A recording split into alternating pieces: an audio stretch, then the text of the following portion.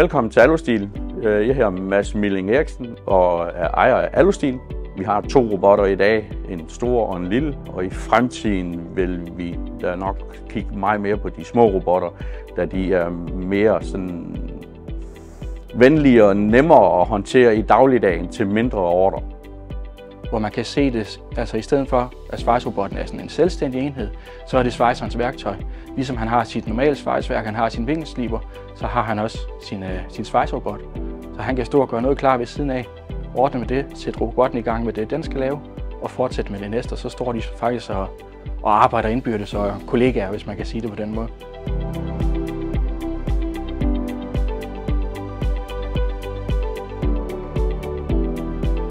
De ting, vi gerne vil have i robotten, det er jo typisk de ting, hvor der skal være meget ensartet svejsning, eller hvis det er meget lange svejsninger. Altså hvis du har svejsning over længere stræk, store rundinger eller sådan noget, det er lige præcis den type svejsninger, som robotten er god til.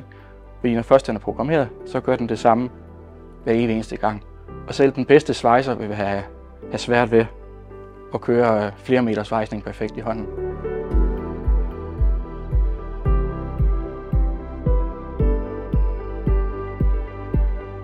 Det vi håber på, når vi får nogle flere robotter i gang dernede, vi har en nu, men vi regner med, at vi skal have flere i fremtiden, det er også, at det kan frigive nogle flere hænder.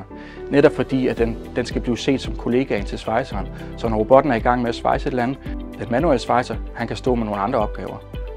Så på den måde satser vi også på, at det i fremtiden kommer til at frigive nogle hænder i produktionen, så vi kan få nogle flere produkter igennem.